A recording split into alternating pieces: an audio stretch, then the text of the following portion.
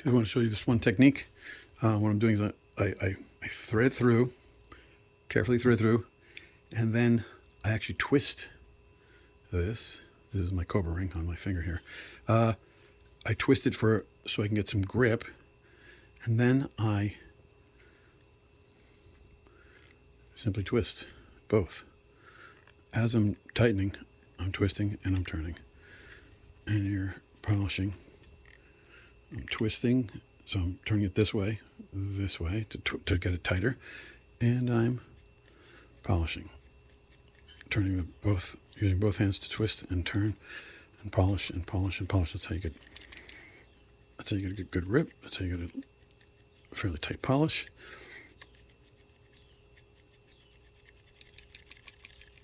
And you can get a fairly decent result.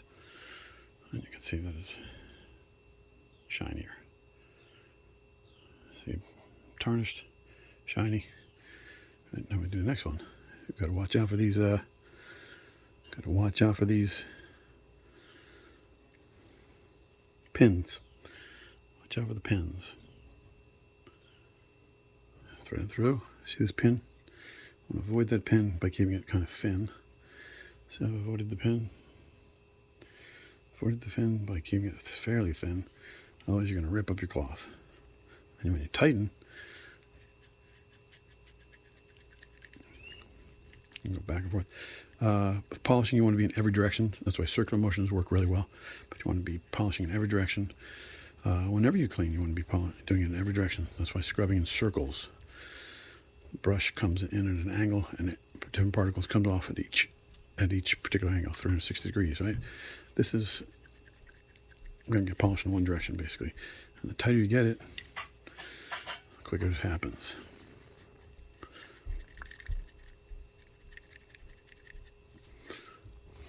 And voila. Better, not perfect, but getting there. Of course, you polish your keys carefully because you don't want to bend them. Polish your keys carefully and gently because you don't want to bend them. Polish your posts gently. You don't want to bend those, hurt those. Object number one, don't do any harm. Better to polish lightly and do no harm. You see some really bad tarnish, you have to get in there with some force. Pinching. I'm pinching it pretty hard right now. Pinching this piece right here pretty hard right now to get off this tarnish here. And of course, there's electro methods of untarnishing. You can take it to a shop and ask them to take all the tarnish off. That's going to cost you. This is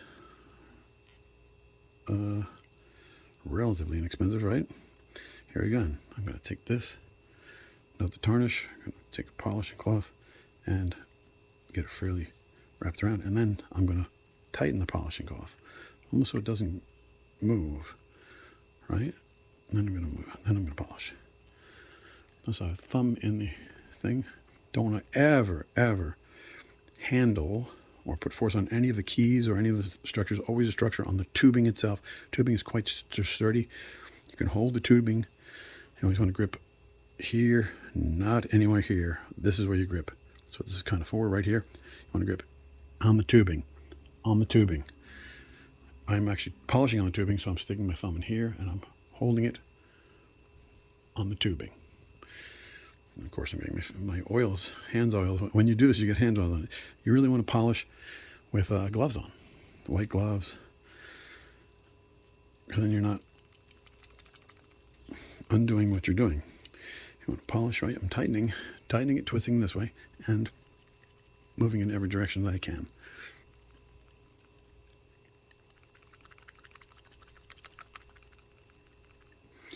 That's fairly effective.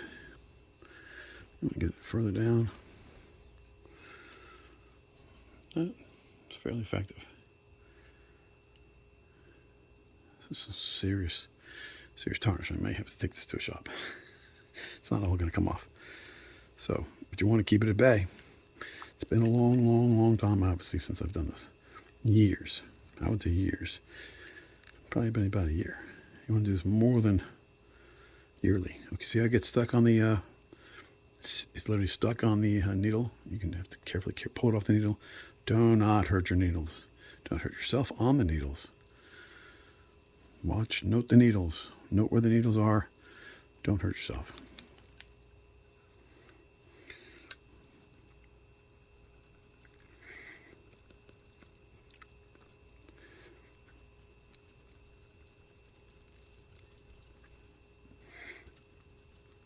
Tarnish is better than injury. Injured flute might not play. Tarnished flute will play. Don't injure the flute. The metal tubing is very sturdy. The rest of it is extremely delicate. We're caught on the thing again, just to gently pull it off. 3,000 times better than it was. Put back in the case, it's shiny. This is an example of thumb port. I showed the thumb port before. I highly recommend a thumb port. I put a thumb port here simply to keep a gauge of where my tuning typically is.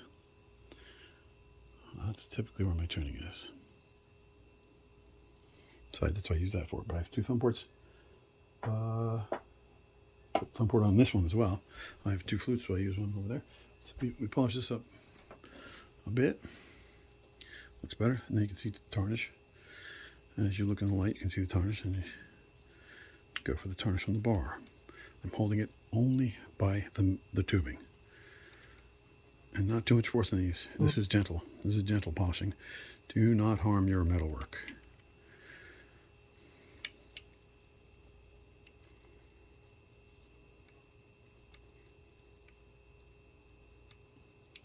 This is gentle polishing. Gentle polishing on the fingers, on the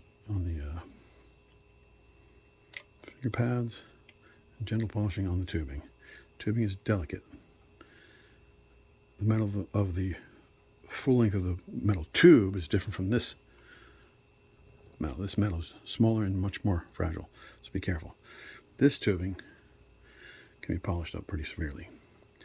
Putting a lot of force on this because it's strong, but I try to avoid even touching the rest of the flute. So it's much better. It needs a lot more work, and we have to keep at it. Pay particular attention to this stuff, where the flute meets itself. Now it should be polished up really, really, really well. You don't want anything dirt getting in there. You don't. That joint where it joins has to last at least 100 years, right? I don't know. Hand it down to your kids. Now when you take the tube out, you want to be careful.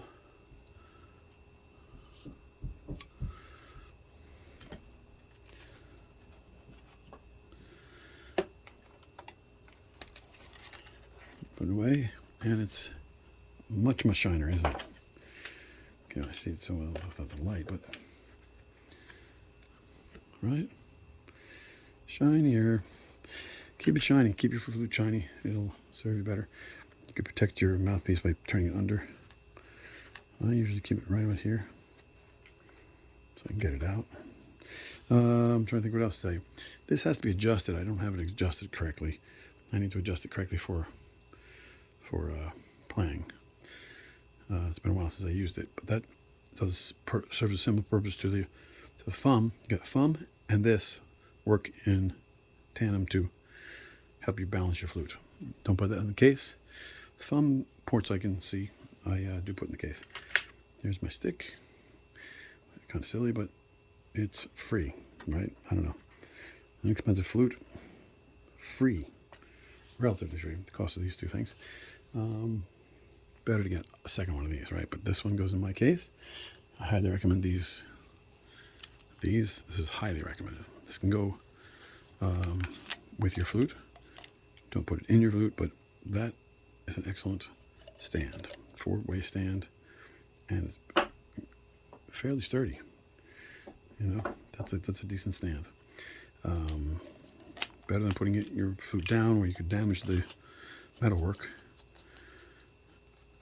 If you don't have a stand, yeah, you put it down. And don't leave it on tables, never. Always put the flute where it might end up on the floor, but protect it from people stepping on it.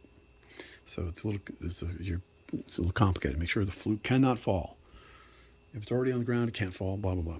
If it's already on the ground, it can't fall, but it can be stepped on, so you've got to watch that. Best place for the flute is on your lips, in your hands, or in the case. Right? The polishing cloth goes back with my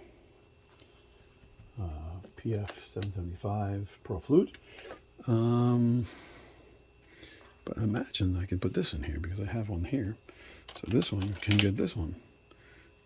So it takes up the entire space of about the space of the, and I'm pushing a little bit harder, which means I'm definitely pushing on it.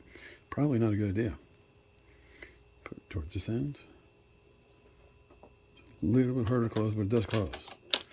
So it's almost like a little bit added cushion so the flute doesn't move around so much. Right? I don't know.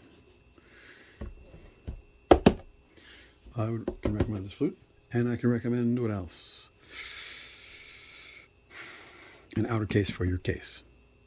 Even with the outer case, you shouldn't put anything in your outer case. Your case will still see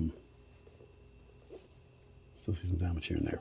Keep the inner case clean. I really need to get this out of here and put all the stuff into a bag that goes outside the case. That's how you do it. Don't be foolish. That's not. This seems a lot of work. Anyway, hope all's well. Best of luck.